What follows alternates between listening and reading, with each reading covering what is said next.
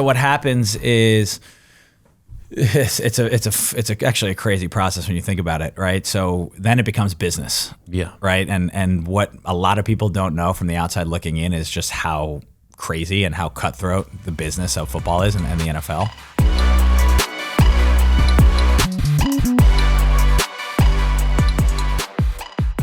Dalton Crossan, when I met him a few weeks ago, and he said he played pro ball.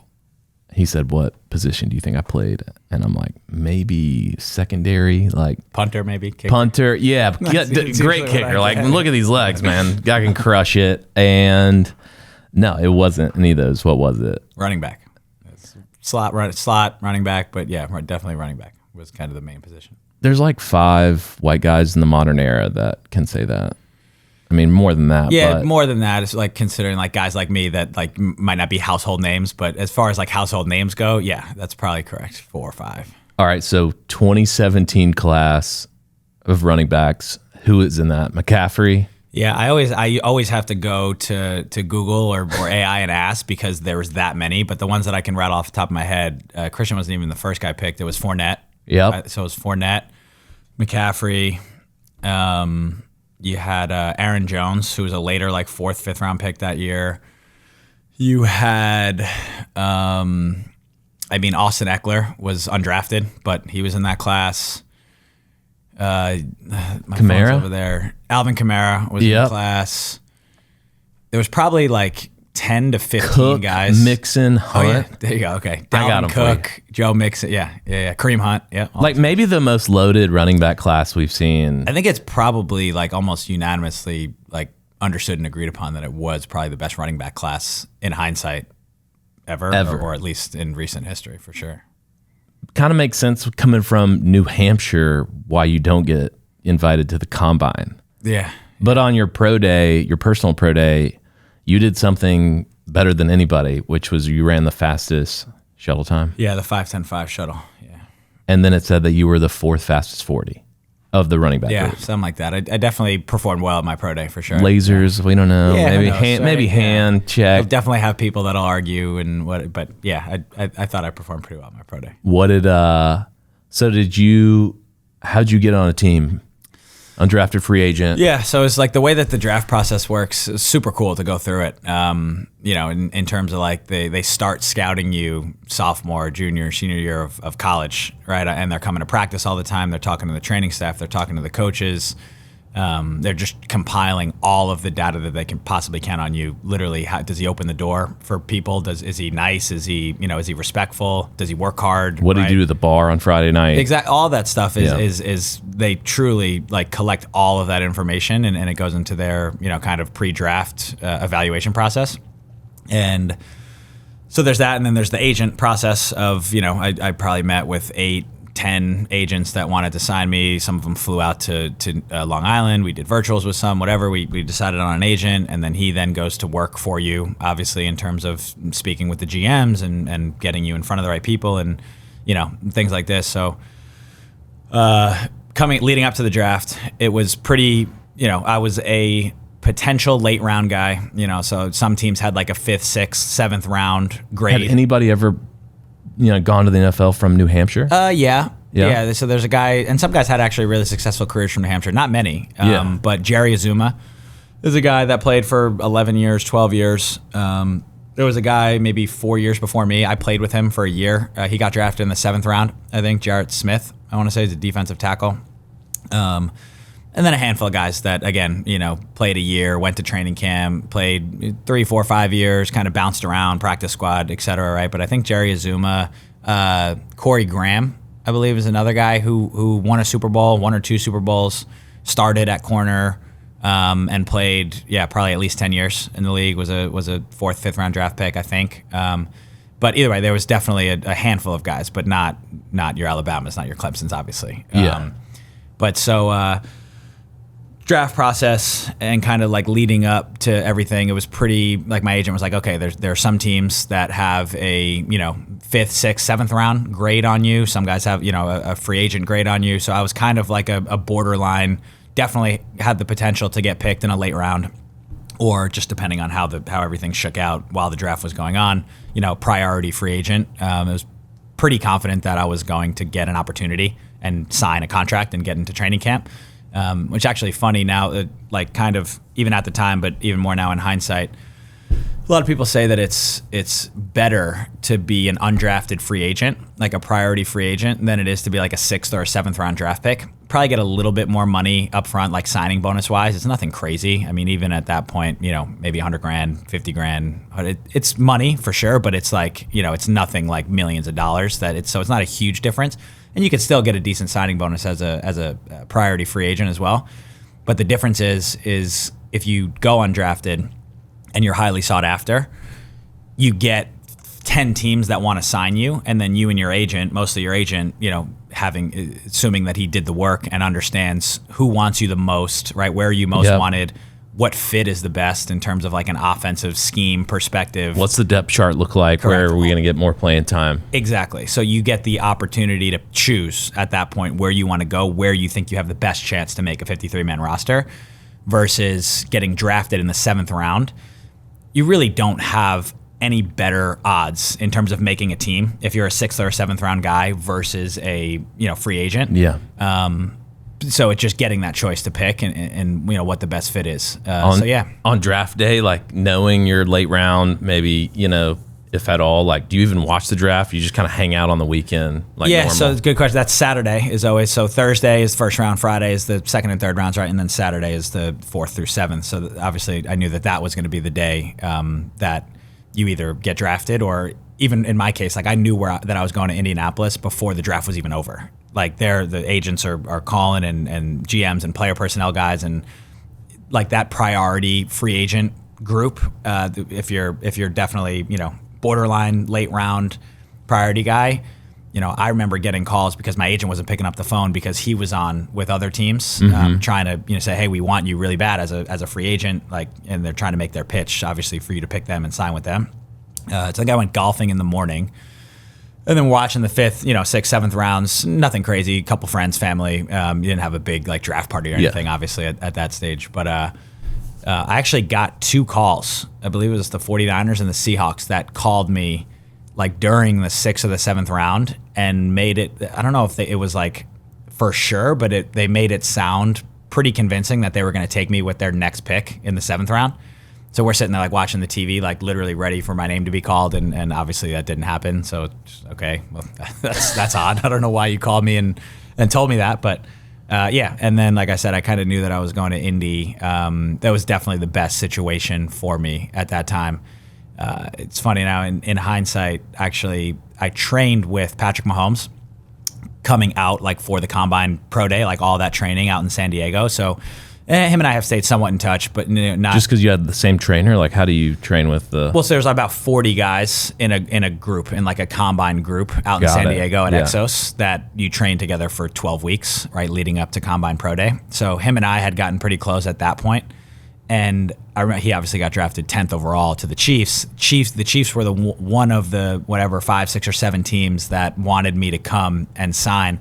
So I remember being on the phone with him. And he was like, dude, like, you got to come out. Like, he was already there, obviously, as the first round pick. He leaves the day later.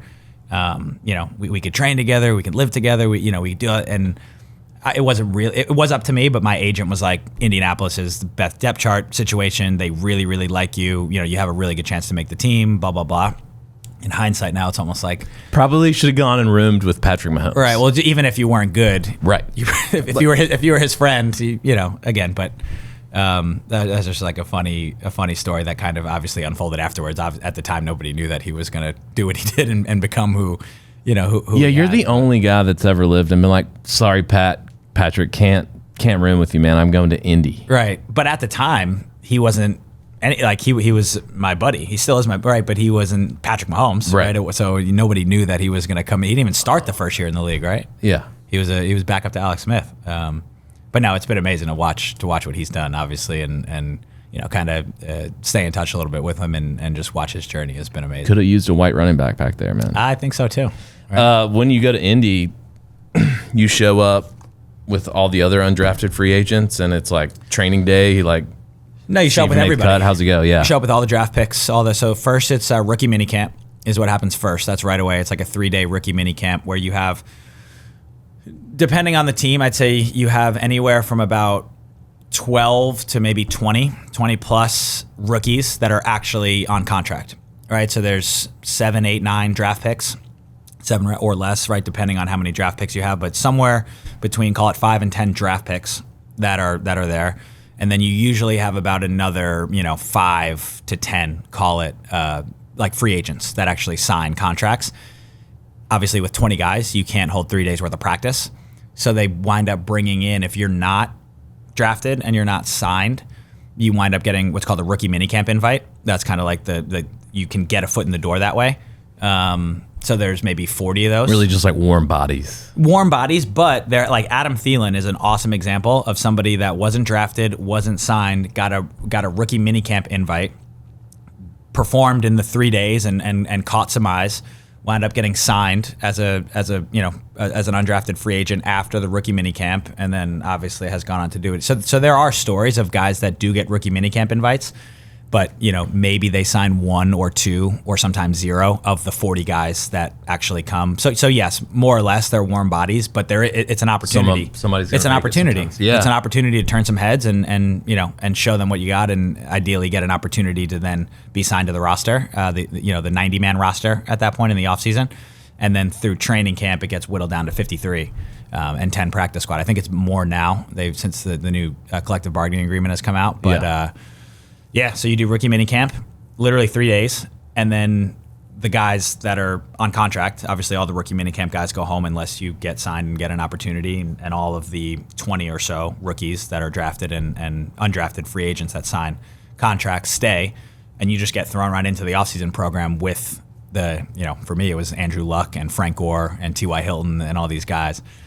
So that was a cool experience to just like literally, it's like rookie minicamp's over and then boom, you're just in practice. When you're with all with these Frank superstars. Gore, are you like, I can hang, or are you like, this is another level? Definitely, I can hang. I've always had that mentality. I've always been a competitor. Obviously not saying that I was as good as Frank Gore was, but I always, if you're not, if you don't believe that you're the best on the field, you're never gonna be that. So that's a mentality that I've always had, and I know for a fact that I definitely could play at that level. Although I was from New Hampshire, although, all these things, I was undrafted. But, I knew I was good enough. And to just be there with guys like that, though, and learn from guys like that I was more from, that perspective of like the amount of knowledge that I can, even not even just asking him questions or communicating with him, but just watching what he does. Like when does he get to practice? How early? What's his warm-up routine look like? What does he do in the weight room? Copy and paste. Yeah, it's there. You can learn so much from a lot of those guys.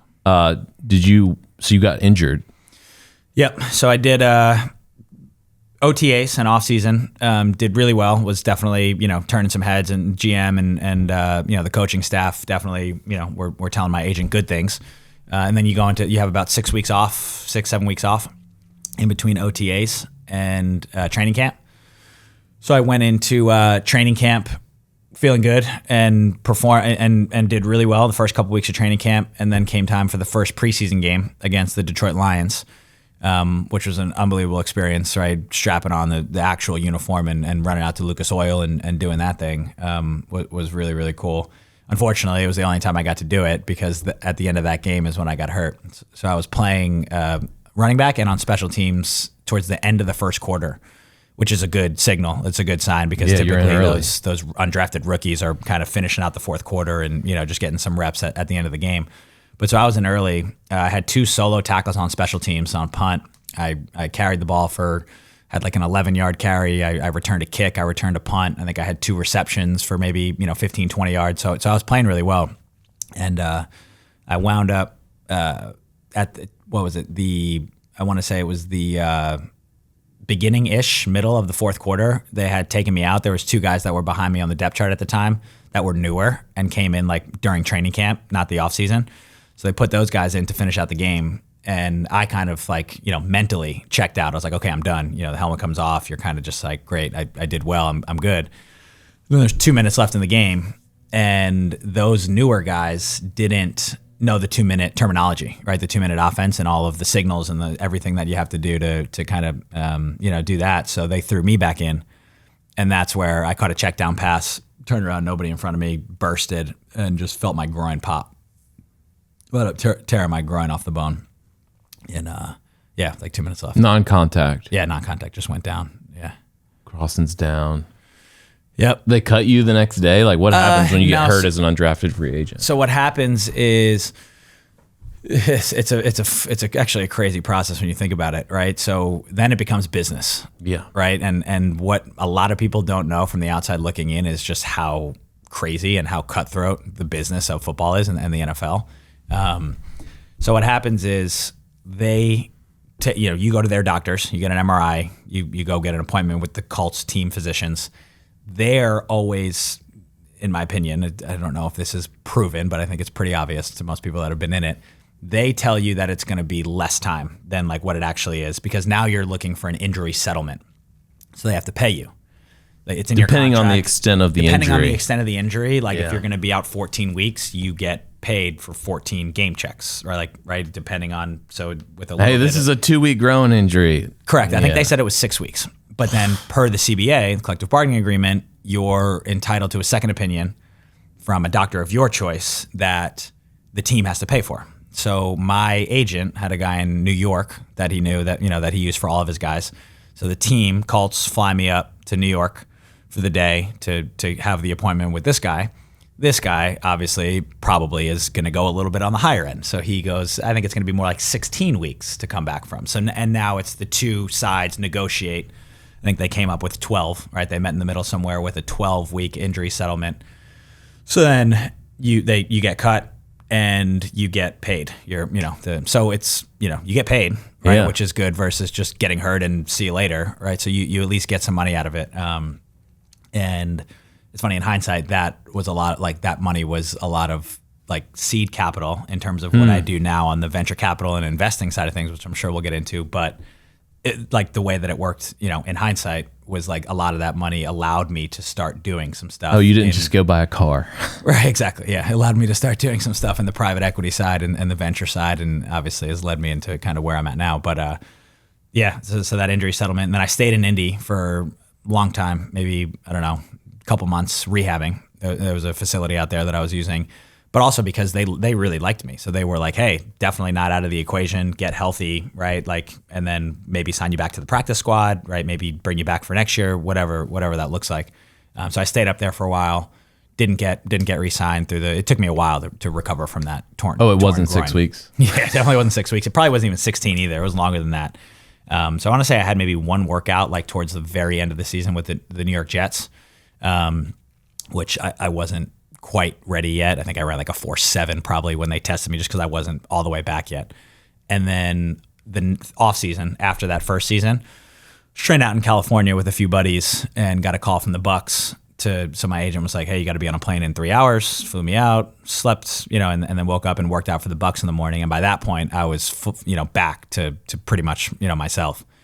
So wound up doing really well at the workout with the Bucs, and they signed me for that next off season. And then you're in the sunshine of Tampa next off season. You show up, you have a chance to make the team, or you're signed. Already on the team. Already on the team. Yeah, already on it. So off season is always 90-man rosters, right? And then during training camp, preparing for the season, they cut down to 53 and 10 practice squad. So off season comes, the Bucs sign me to their 90-man roster, sign the contract, fly out, do the whole same thing. So OTAs, off season, right? All the training camp stuff or pre-training camp stuff, the off season program, same thing, doing really well, like feeling good, performing well. And then, go home for the 6 weeks, 8 weeks that you have before training camp starts. Which training, I want to say like 4 or 5 days before training camp, I was just putting the finishing touches on, on my off-season kind of training program, whatever, and was doing like some sprints at my training facility, and not terribly bad, but just tweaked a hamstring. And I'm sitting here like, damn, like, oh my God, here we go again, right? And I was able to, I played through it. Like I was obviously. At that point, you're coming off a groin injury. You're undrafted. You don't really have much. You don't have tape on. You don't have much film on. Out there, other than college, obviously, but nothing in the league. So I go to training camp. I play for maybe the first like 4, 5, 6 days. Wasn't anywhere near myself, right? So I was trying to like hide, almost like let me just try and take as little amount of reps as possible, and get this hamstring back while I'm still out there on the field and not, in the ice tub in the training room. So it was a balance, and mentally that really messes with you, especially when, you don't go into any event thinking like I'll give it 80%. Yeah, like that's not ideal. Yeah, right. And if I give it 100%, I probably would have popped it. Yeah. Toast. So I'm trying to like really put like have a what are they, an odometer? I think that's what they call it, right? Where I'm like really trying to dial it down, and I wind up like eventually it was just like, okay, I'm not myself. This sucks. Mentally, this is awful. So I had my agent talk to the player personnel guys and the GM and just be like, hey, like because I had done a lot of good things in the offseason program to where they were like, we really like this kid. We think he can play for us. We think he has a good chance to make the team as a third down back, as a special teams guy, but he has to prove it, right? He has to go through, the preseason games and put tape out there and do well. So he was like, all right, what if Dalton takes like 2 weeks, a week or two, whatever, just like takes a little bit of time off and plays in like the second, third, and fourth preseason game, or the third and fourth preseason game. And they were like, yeah, like we're definitely that he's done enough where like I don't think we won't cut him right away if he takes a little bit of time off for his hamstring. It's like, okay, great. So they sent me to get an MRI. Got the MRI, and based on the results of the MRI, it seemed like it was, at least according to their doctors, it was going to be more of like it was like a grade 2. I was thinking it was more like super light. It would have taken me a week or two, but they thought it was probably going to take more like 4 weeks to like fully recover from it. So at that point, then they cut me, did the same thing with the rehab, same thing with like, we like him a lot, we might sign him. So it was always the back and forth. You're training to stay ready, and you're kind of trying to stay in shape while you're like, maybe the Bucs or anybody else might sign me to their practice squad at any time, fly you out for a workout, same thing. So it's just such a roller coaster of like mentally, of like you're doing really well. You're on track at least to make the team, and you're getting a lot of really good feedback from the GM, from the player personnel guys, from the coaches, and then injury, and then it's like it's just like a roller coaster mentally.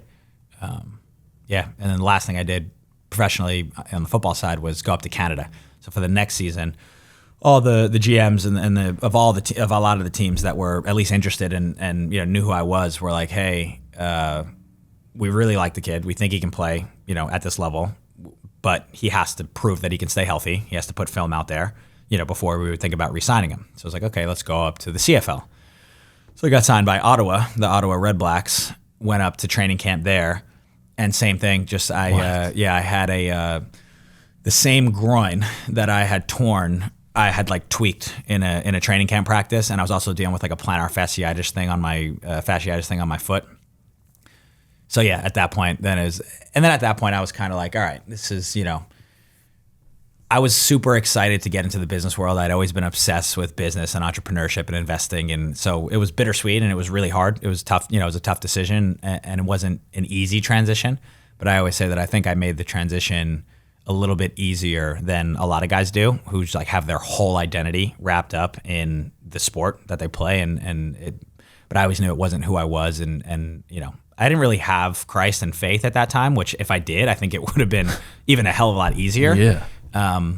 But I was always obsessed on the business side and was excited to kind of get into that world of so it was an easier call. You call your agent, you're like, I'm done. Is that where you're I think so. Yeah. I don't remember that exact call, but yeah, that was in my mind at a certain point. I was, maybe tried to train a little bit more after that. And then at a certain point I was like, you know what, I'd rather go make money and, actually like, cause there's so many guys in my opinion that just hang on for too long, and they're training, staying ready for 3 years, 4 years, 5. And how many opportunities are they missing in those moments? On the business side. Open doors, right? On the business side. Correct. Yeah. And there's so much compounding that happens, yeah.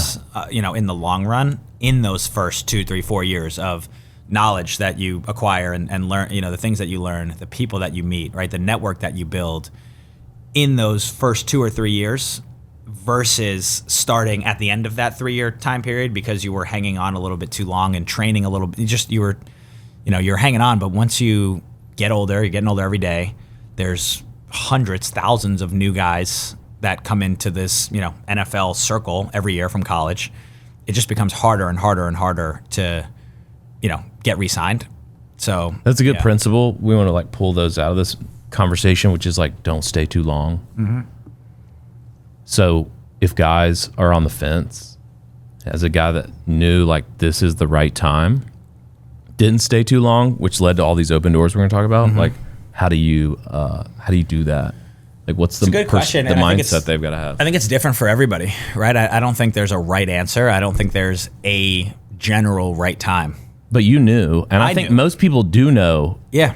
They're almost convincing themselves, right? Yeah, I agree. And I think it's, for me now, and I know, through conversations that we've had that, that you feel the same way, that it's God that, and truly the more you tap into that and the stronger the relationship is there, the more like what he's telling you to do and when it's time and when it's not time, right? But for somebody that doesn't have that, I think there's, or at least hasn't built that yet, there's always that internal knowingness, whatever you want to call it. He's still speaking. That's the thing. Even if you don't know, he's always speaking, but there's something drawing you. Yeah, intuition. Yeah, right? And it's like really that control thing where it's like you got to like let go of control and just like tap into that. Yeah. And say, if it wasn't me making this decision, but something was guiding me, what would I do? Yeah, that's right, 100%. And for me, it was just I knew.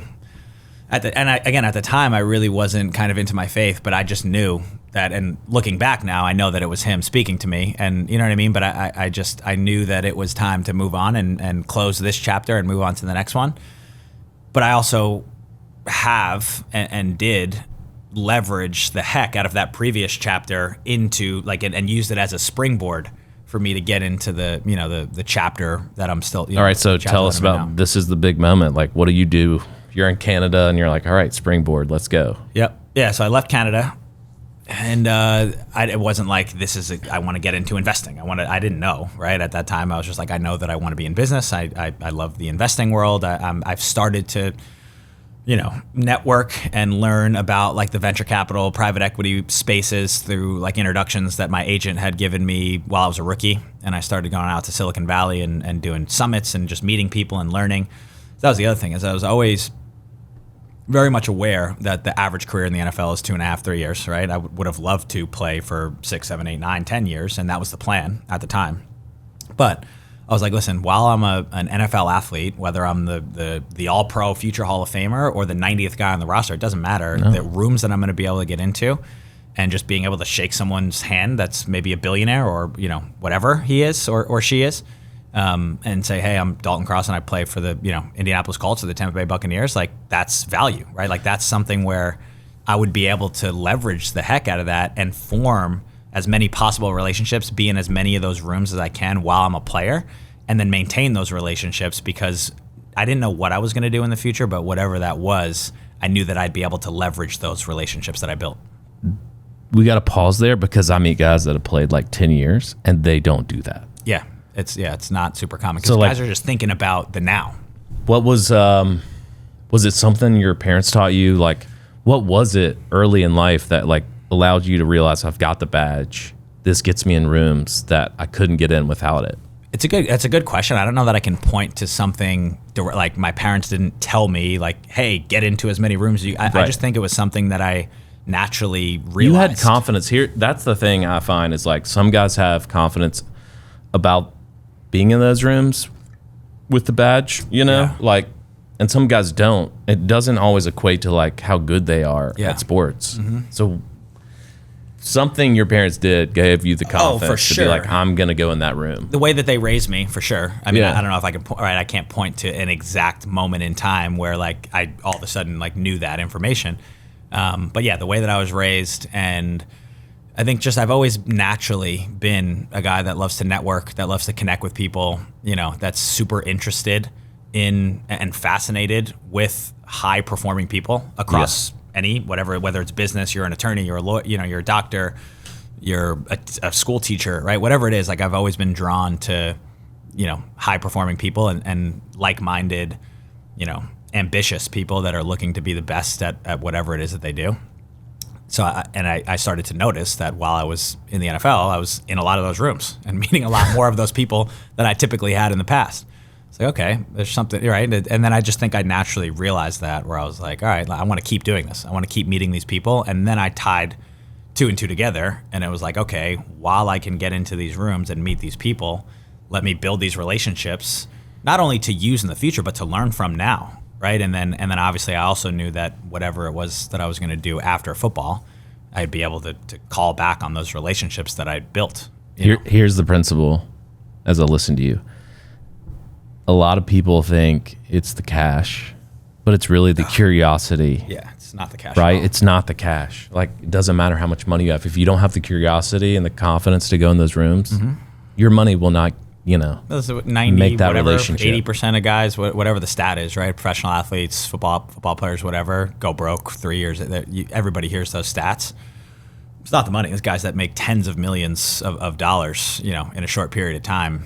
It really has not nothing, but it has very little to do with the actual money and the financial gain. It has everything to do with, what you learn and how, if you know how to make that money work for you instead of buying the car, buying the house, buying the jewelry, spending $30,000 at the club, right? All these things that a lot of these guys unfortunately do. So it's knowing about how money works and how to actually take care of that and set yourself up for the future. But everything to me in life, the lifeblood of everything that I do, including business, is all relationships. And it's building genuine relationships and then adding value to those relationships, as often and as much as you can. So if we were talking to young guys, I think the first principle is like, it doesn't matter how much cash you have, but you have open doors because of what you're doing. Just be curious and build relationships. 100%. That's it. That's what I tell all young guys that I talk to, generally, not even NFL guys, but just anybody that's young and ambitious, right? You have to want to make something of yourself, and that doesn't have to mean be a billionaire or do this, but you have to have a vision for what you want your life to be, and that could be anything, right? There's no right or wrong answer, and success isn't determined only by money, right? There's a lot of other things that are way more important than money. In my opinion, success is just the ability to do what you want to do, when you want to do it, who you want to do it with. That's it. Just the freedom. Right? Yeah, we know guys that have lots of cash and no freedom. Correct. Because they can't do whatever that. They want. And we know a lot of people with very little cash and are the happiest people that I've ever been around. That's right. Yeah, that's 100%. All right, so having the vision, I think, to make it easier, maybe finding the highway. So you don't know the side roads, right? The highway for you was business. Other guys are into other things, but business. So you go from Canada, you've got relationships. What do you do next? Start tapping into them, right? Start having conversations, start having meetings, and just seeing where it goes. Right? Literally day by day, one step in front of the other. What was your I think a lot of guys, when they get in this moment, they're like, what do I say? So what do you say? I just left pro football. Yeah, I'm looking for what's next. I'm just kind of trying to, so I was just trying to figure out what I wanted to do, right? What I was good at in business. And I was just trying to figure out, right? This is a whole new world for me. Yeah. At that point, it's I don't know anything about the business world at this point. I don't really know much about how money moves and investing and taxes and all the things that, that are important as an adult, right? To manage your finances and then build wealth.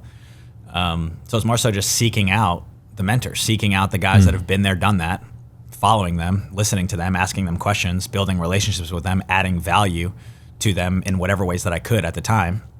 And just those events that I went to and the introductions that were given to me and, the meetings that I took, the phone calls that I took just led me to kind of, I wound up in the office of a risk management family office called Hoteling Insurance Services in New York City. So I had moved back to New York at the time. I moved back to Long Island this was COVID, peak, right in the beginning of COVID was when I kind of decided to officially hang up the cleats and move back to New York. So I was on Long Island for maybe 6 months, and then I moved into New York City at the end of 2020. And I met this guy named Bobby Hoteling, who still to this day is an extremely close friend and really the guy that I credit with a lot of bringing me into the business world, and mentoring me and teaching me so many things that I still, carry with me today. And I talk to him all the time. So we're still, we do some work together. But we don't do a ton of work together anymore. But I met him randomly. Somebody else that he knew that he kind of let share office space once in a while. I connected with that guy. He brought me up to Bobby's office for a meeting. But I wasn't supposed to meet with Bobby that day. Bobby walked into the meeting room and introduced himself, and he was like, "You look familiar." And I was like, "I don't. You don't look familiar to me. I don't. Okay, where? I wonder from where." Turns out that he played flag football with and against my dad, back when they were in their 30s. So he knew who my dad was, And also turns out that my high school football coach, my head coach in high school, was his college roommate, his former college roommate. So Bobby literally hijacked this guy's meeting, and Bobby and I probably sat there for 3 hours that day, just jamming, just talking. And he wound up recruiting me to come and work for him. And work for him, I was contracted and all like 1099, like, but doing like insurance, like high-end insurance sales, like on the life insurance side of things. So that's what I did for the better part of 3 years, 4 years. Did well, was able to, again, leverage the relationships from the sports side of things, was able to, write some big policies and, have some good income that I was able to then continue to invest as I was learning on the venture capital side, the private equity side, the real estate side in terms of how to deploy capital, building those relationships with the best people in the world at that, right? Like that's really what I do is that, like, I'm a relationship guy, I'm a business development guy. I'm not an operator. I invest in real estate with really, really good real estate operators. I invest in venture capital alongside of some of the best venture capitalists in the world that have long track records that, that can teach me things, but that I can also tag along and say, hey, if you're investing in this deal and you're this good at what you do and you work, you know what I mean? Like, who am I to say that it's a bad deal? Okay, that's another point that like a lot of guys miss, which is knowing who you are. So an operator, having fun.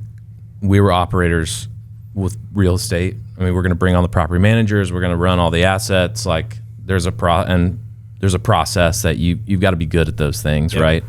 But a lot of guys, like, they get into deals, don't know they're not an operator, and they're way more hands-on than they should be. And that deal goes south. Instead of getting the best people and being like, I'm going to allocate money towards this. It's a phenomenal to the right point. person. I think, and I say this, pretty often, I think one of, if not my biggest strong suit in business is knowing what I'm good at and knowing what I'm not. And I know what I'm really, really good at, which is building relationships, business development, right? Network, building ecosystems around companies or around founders. I never want to be the founder wearing the CEO hat in an operational bit, like in an operating role. I wear the CEO hat in my own family office, right? Which is more so just it's the capital allocating side of everything that I do. But I just knew that about myself. I figured that out. Did you know that before? Early. Probably not. I figured it out along the way. Yeah. I'm sure. I can't point exactly when I had an aha moment, but it's something that I know very well now is that I'm not an operator. I don't ever want to run an operating business like I like that sells a product or a service. I just hate it. I'm not good at it. I hate it. But what I'd noticed that I'm really, really good at is finding people that are that. Finding the operators in the venture side, guys that are building tech companies, guys that are, managing and building real estate, massive real estate, right, assets and investment companies in every industry. And I've been able to kind of find those guys, figure out the ones that I want to, tie my boat to, for lack of a better term, and ride with. The rising tide at that point. And I know that I can add so much value to those guys through building the ecosystems and bring the opportunities through the door, but then I want to hand it off and I want to have them close or I want to have them like actually operate.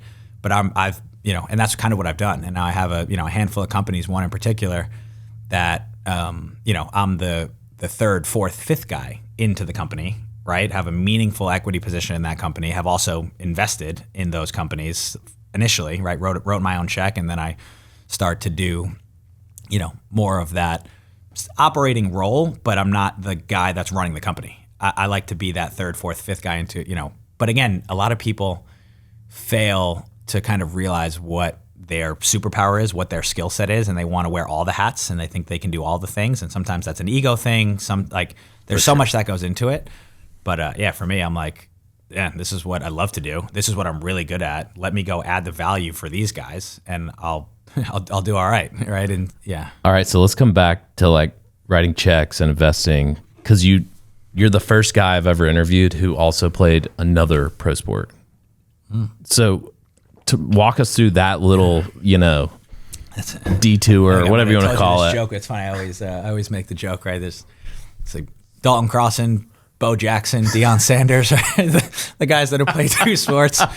Yeah, but I played professional lacrosse afterwards. Didn't, obviously play much in either, but signed the professional contract and was there, which is why I obviously make that joke. But yeah, so I was a top recruited lacrosse player in the country coming out of high school from Long Island, New York. Hotbed, right? It's like Texas football. I always compare Long Island lacrosse to Texas football. Never picked up a stick unless it was like I was playing organized lacrosse. Like I wasn't out in the backyard just doing wall ball. Like I just didn't ever love lacrosse like I love football. But we played all year round on Long Island, summer ball, fall ball, the season, there was winter even indoors. So I was always playing and was just an athlete, right? So I was quick, I was fast, I was able to excel. Yeah. And I wound up, doing really well. Had a bunch of offers coming out of high school to go play college lacrosse. Obviously, always knew that I wanted to play football, so I turned down some. Were your parents good with you turning down these top schools? Yeah, my parents are unbelievable. They're the most supportive. Like I had the best parents. If you had played lacrosse in college, where would you have gone? Probably Michigan. So actually, there was five. There was 5 official visits that you can take. At the time, I didn't know. I thought it was maybe 5 and 5 lacrosse, 5 football. So have even better time, right, on these official visits. But it was 5 total. So I took 4 for football and 1 for lacrosse. And the one I took was Michigan. So Michigan at that time was just transitioning from club lacrosse to Division I. But because they're Michigan, they were dumping insane amounts of money into that program. They're when I went on my official visit there, they were building. You had an entire field house just for lacrosse. You had 2 different locker rooms, one for your casual clothes, one for your lacrosse equipment. You had an indoor stadium they were building, an outdoor stadium they were building. They were just dumping so much They just have money. a really successful alum who's backing Michigan. this? So there's Michigan. So there's, at the time, I think I remember hearing a stat. I don't know how accurate it is, but there's 4 or 5 athletic programs in the country that actually make money. Michigan, Ohio State, Penn State, whatever, but those big schools, all from football, right? All from it's the football program that funds everything else. So Michigan was one of those that was profitable and had a shit ton of money, right? That they could continue to just dump into whatever they wanted. So they were like, okay, this is going to be our first year in Division I. We want to be a top 25 team next year, right? So we're going to put all this money in. That's going to attract recruits. Typically in lacrosse, you only get, I think it's 13.6 scholarships, at least at the time, to fill a roster of 40, right? Or 50, whatever the number is. So they break them up typically. So you're you get a half a scholarship, you get a quarter of a scholarship. Like baseball used to do. Exactly. Yeah. A lot of those sports that don't have, as many scholarships for, so they give partial scholarships. Michigan offered me a full ride to go to Michigan because they wanted me to be one of their top recruits early on that kind of then attracted other guys to come. And so that's kind of what they did with me. So that was obviously attractive enough to take an official visit. Michigan is an unbelievable school. The business program there is, right? So all these things. I actually thought about taking the full ride to Michigan for lacrosse and then walking on the football team. But it turns out you can't do that because football would have had to use up one of their 90 scholarships as well if I was on scholarship for lacrosse, which makes sense because I always use the example, you'd have 6'5", 350-pound guys rowing crew on full scholarship and then walking on the football team, right? So that, and then it became pretty quick. I just, deep down, I knew that I wanted to play football. My goal was always playing the NFL. I just didn't love lacrosse like I love football. So I wound up going to New Hampshire to play football. It's also, these conversations are also different because you imagine if you were right now in the NIL era. I know, yeah. You could have probably gone to Michigan and pulled that off. Yeah, potentially. Yeah, it's a totally different world now than it was. It's crazy to say, but 15 years ago, right? I can't believe it's been that long. But 2012 was when I graduated. Kids like not even starters, freshmen in college are making more than you probably made in your, signing bonuses. Oh yeah, especially like top guys at Alabama. Some of those guys are making millions of dollars a year. What was the do you remember the total you actually made from being an undrafted free agent in the NFL? With the injury settlement, I want to say it was some few $100,000. Yeah, nothing crazy, nothing millions of dollars, but enough to, as a 21-year-old, 22-year-old, a nice nest egg to not be okay, I have to go get a job to pay bills right now, right? I could kind of take the time to figure out what I wanted to do, network a little bit, build relationships, And then again, it turns out that some of that money I started writing $25,000 checks into, some of these. So that's what I was going to come back to is like, all right, let's talk about like investing. Because you have guys that make 200 and they think you need millions, so they never plant those seeds. Yeah. Like once again, another principle, like you were not afraid to plant some seeds early on. Did any of those bear out from any of the early ones, or was it mainly after that? Really? Yeah. Some of there's a deal that that I did earlier on 5-6 years ago that looks like it's about to sell for 40 times more than where I invested, 45 times more than where I invested. There's a handful of others that are doing extremely well on paper that haven't exited yet, right? That are actually, this is one of them, Pathwater. Yeah. We were just talking about earlier. I invested in Pathwater 5 years ago, at a much lower valuation than where they're currently trading, right? It's still private.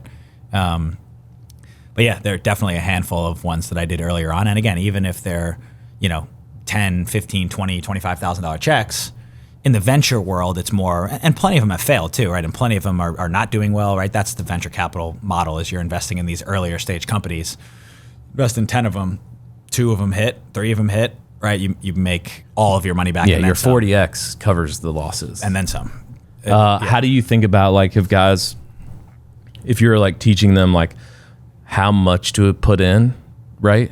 At different like stages, like do you have a framework? Because like, some guys don't know, like some of these companies, like you can throw in a $10,000 or $25,000 check. You don't have to put in 200. And frankly, like probably shouldn't a lot of times. Yeah. Well, and it's, right. When you talk about private markets and then public markets, right? 2 totally different things. I think most people understand compounding interest, right? So things I tell to anybody, not just professional athletes or guys that can write, a lot of people can't write $25,000 checks into anything in their 30s, right? It's you're working a 9 to 5, you're trying to build wealth. Anything that you do other than just letting the money sit in a savings account, right? Even putting it in a money market account, if it's just sitting there earning 3.5%, right? 4% versus 0.001, whatever your savings account is paying you, right? Like even just little things like that compounded over a long period of time. So like my advice is always to, even just the S&P 500, like just put your money there earlier on and get it working. 401ks, I don't love 401ks, but it's better than doing nothing, right? So, but just doing something, and especially things that everybody has access to, which are public markets. Go on, get a Robinhood account, start investing $100 a week out of your paycheck into the S&P 500 if you want to mess around and buy some SpaceX and do, right? Like get advice, but I always tell people don't invest into anything that you don't understand either, right? So like now with AI, with everything that like you have literally every single shred of knowledge that's ever existed in 1 minute you can understand right it. At your fingertips. You have like just read, spend the time, watch videos, right? Or find mentors, find people that are where you are, ask them what they did when they were your age, right? Like ask them things, just continue to ask, be curious. To our point earlier, just ask the questions, get in the rooms, meet the people, do the research. Private markets are a little bit different because private investing is all about access, right? Like your brother, your cousin is like, hey, I'm starting a restaurant. Do you want to invest? Like probably not a great idea, right? Like, but if you are investing alongside of the Bessemers of the world, the Andreessen Horowitzes of the world, some of the top venture guys, the top venture funds, and not just those big names, but other guys that are maybe smaller but really know what they're doing, have great track records, have access to certain deals, and that all comes from network. That all comes from the people that you know. Real estate side, getting in with these real estate operators, right? I know that's your background, so getting in with guys that have been doing it for a decade or 2 or 3 and that have proven track records and that know how to deal with the banks, know how to underwrite a deal, know how to do all these things. Build those trusting relationships, build trust, right, is the key thing there. Invest with them once, does well, okay, now more trust, invest again. Like I've built a lot of those relationships now where some of my buddies say, hey, I have this real estate deal. It's okay, great, here's the check, right? I've built that foundation, I built that relationship, I built that trust. I know that they know what they're doing. It doesn't mean that it's going to work every time. Right. Yeah, you're still taking risk, but it's like picking a team. Like, we're going to assume Kirby Smart's going to be pretty good. Like, I'm going to bet on him in Georgia this year over, a new guy that's coming in. 100%. We didn't finish the loop on lacrosse, though. We got to finish that loop. Yep. Because who plays pro lacrosse? Like nobody we know in Nashville. Yeah. What is that like? How long did you do it? So it's cool. So it was, for anybody that knows anything about like the professional lacrosse world, is the MLL, Major League Lacrosse, was the league that was around for, I don't know, the last 25 years. It's been around for a while. Paul Rabel and Mike Rabel, who Paul was one of the best lacrosse players of all time, played for a long time in the MLL. Him and his brother Mike decided to start the PLL, the Premier Lacrosse League. I want to say that was 7-8 years ago now. 2018, I think it was. And it's done very well. They kind of overtook the MLL. They merged, whatever the structure was, but the MLL was absorbed into the PLL. So now it's just the PLL, the Premier Lacrosse League, as far as outdoor lacrosse goes. And so that was 2022 or 3. I want to say that I played for 1 year. I had just I was at the point where I wasn't super busy yet in business, right? I had just started doing the insurance stuff. I kind of, was still I was getting my feet wet in the business side. I wasn't super busy yet. And my body was feeling good, right? The year off that I had, the year and a half off that I had after I had retired from football. I was like, all right, let's see what we can do here. And I literally just DM'd some of the head coaches of the PLL teams. There were 7 teams at the time. And I just shot out some DMs like, hey, this is, they knew most guys are like your dad. They're going to play flag football, right? Yeah. Like he did in the 30s. You're like, maybe I'll try pro lacrosse for a year. Yeah. I thought it would be a challenge. Obviously, I hadn't played lacrosse and probably either haven't or hardly picked up a stick in 11 years. Since my junior year of I didn't even play my senior year of high school because I had ankle surgery after my senior football season. So I didn't even play my senior year of high school. So I said, yeah, you know what? What's the worst that can happen? I reach out to these coaches and nobody answers me, or they say they're not interested. Might as well give it a shot. I'm not busy. I think it would be a cool opportunity. I think it would be, allow me to continue to tap into new networks and meet new people. So I did, and there was maybe 2 or 3 coaches that were interested. Just knowing they knew my lacrosse background from years and years ago, and they also knew that I played in the NFL. They knew I was an athlete, right? So some were interested. And one guy, Andy Towers, who was the head coach at the time of the Chaos Lacrosse Club, they're now the Carolina Chaos. So he signed me, and I went to training camp, did well, made the team. Didn't really play a ton during. Did they pay you anything back in the day for pro lacrosse? I mean, $30,000. $35,000 a year for the summer, right? It's for the summer. Guys now are making more, especially some of the top guys that do camps and clinics in the off season. They have an outdoor league, which is the PLL. They also have an indoor league, which is box lacrosse, which a lot of the guys also play in, and then like sponsorship deals and things like that. So some of the top guys can make a few $100,000. I think could be more, nowadays, but. Yeah, for like your basic kind of like rookie entry contract is maybe $30,000, $35,000. So obviously wasn't doing it for the money. Right. But yeah, wound up doing it. The Chaos actually really no thanks to me, but wound up winning a championship that year.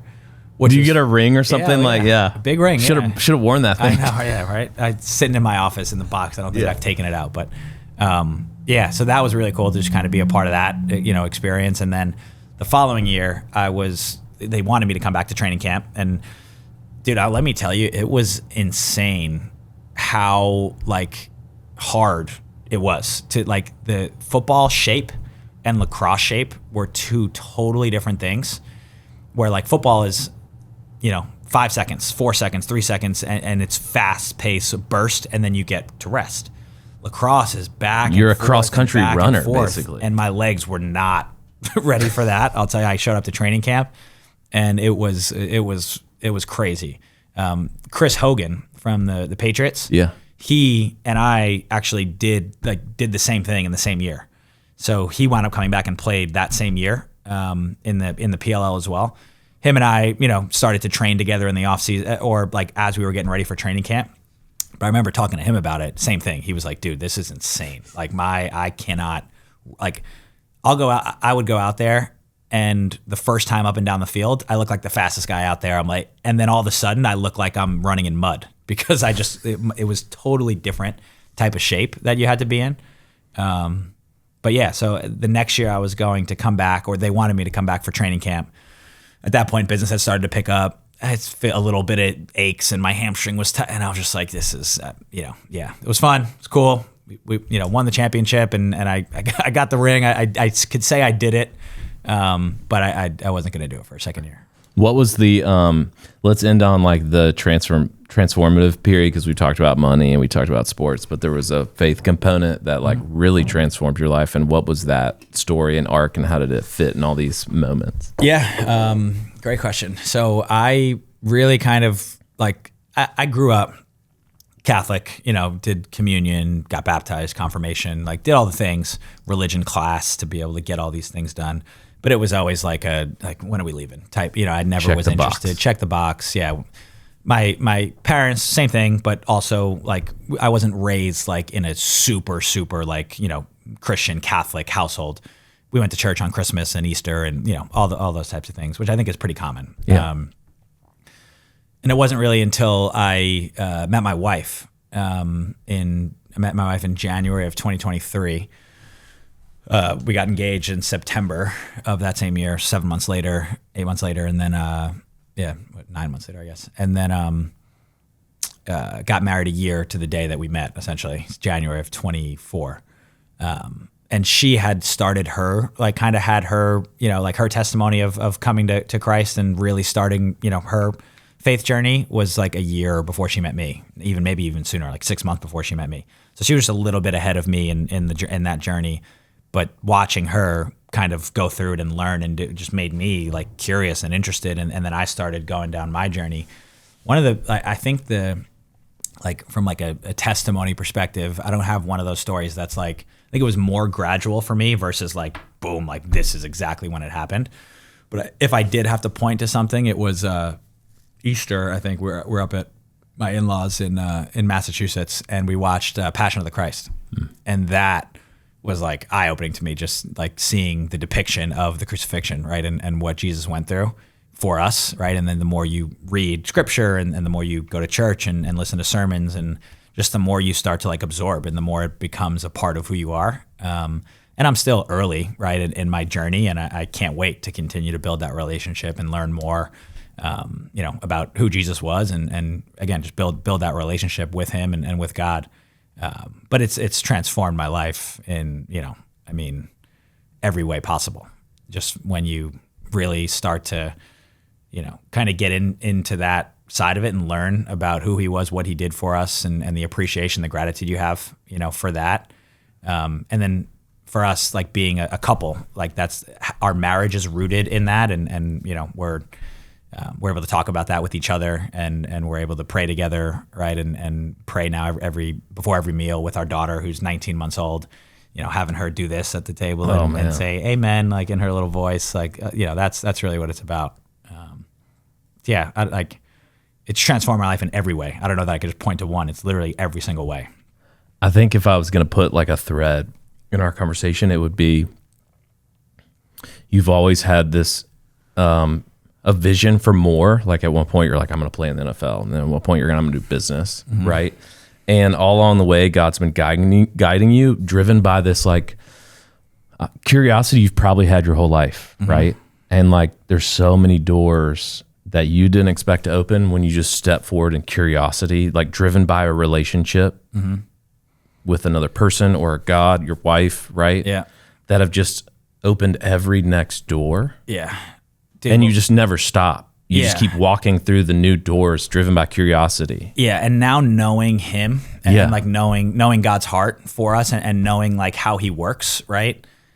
I can look back and be like, holy, like, wow, that I didn't know it at the time because I didn't have that relationship. But now having that relationship, like looking back at the doors that were open, the doors that were closed, when they were open, like the timing of it all, the people that were put into my life, the things that like football, the career-ending injuries that happened, I couldn't be more grateful for those now in hindsight, truly, like because I wouldn't, the path wouldn't have unfolded the same way that it did if that didn't happen, and I wouldn't be where I am. Who knows if I would have met my wife? Who knows if I'd had my daughter? Right. So all of these things, now being able to look back in hindsight and knowing that it was him working and him doing, the things that had to be done at the time to lead me to where I am today, has been really cool to look back on.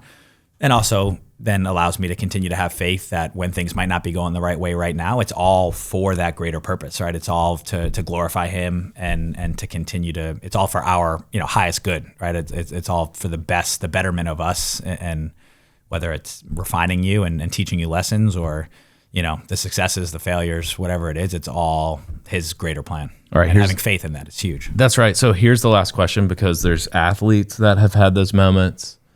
But there's, like, everybody has those moments, like the injury moments. Like, there's something that kept you going, right? A lot of guys just, like, bottom out, like, permanently. Yeah. A lot of people do. Like, what if you could look back and, like, how did you keep going to, like, finally have these amazing, transformative moments in your life? Like, it's in hindsight, it was God, right? Yeah. And in hindsight, it was him and his strength and his plan and all of those things that we just talked about. But again, in the moment, like when that happened, and there's been plenty of things that have not gone my way since then, right? And it happens every day, right? We lose way more than we win, and you have to continue to persevere, push through, have faith, have belief in the long game, the greater plan.